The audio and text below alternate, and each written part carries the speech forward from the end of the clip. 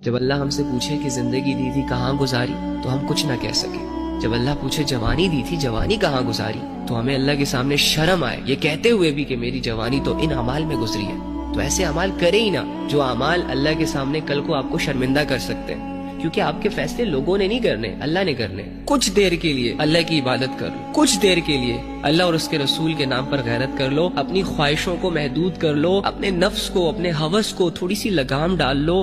مرنے کے بعد اللہ رب العزت ہر چیز آپ کے قدموں میں رکھ دے گا. یار تھوڑا سا صبر ہی کرنے کو تو کہا ہے اللہ رب العزت نے، کسی چیز سے منع نہیں کیا. جن خواہشوں کو آپ یہاں لوگوں سے چھپ چھپ کر پورا کرنے کے لیے دوڑتے ہیں نا، وہی خواہشیں جب آپ آخرت میں اللہ کے سامنے پوری کریں گے تو اللہ خوش ہوگا. اللہ نے اگر ایک مرتبہ آپ کو جنت میں انٹرنس دے دی تو اس کے بعد تمہارا رب اور تمہاری موج مستی. تو کیوں اس دھوکے کے گھر سے اپنا دل لگایا ہوا ہے یار؟ ریالٹیز میں قدم رکھیں، آخرت کے گھر بنائیں، آخرت کے باغ لگائیں. اور ہوگا کیسے؟ اعمال سے، عبادت سے، توبہ استغفار سے. وہ لوگ جو آپ سے گناہ کرواتے ہیں، آپ کے گناہوں کی وجہ بنتے ہیں، ان لوگوں کو بغیر سوچے سمجھے تھوڑے سے عرصے کے لیے چھوڑ دیں. وہ عرصہ اللہ کے ساتھ گزاریں. جو آپ کی زندگیاں پاک کرنا چاہتا ہے، جو آپ کے گناہوں کو مٹانا چاہتا ہے، اپنے دل کو دنیا سے پاک کریں، اللہ کو اس میں ایڈ کریں تاکہ آپ کے دلوں میں غیرت ڈیولپ ہو. کوشش کریں گے نا انشاءاللہ تو یہ گندی زندگیوں کو رخصت کریں اور اچھی زندگی کو سیکھیں.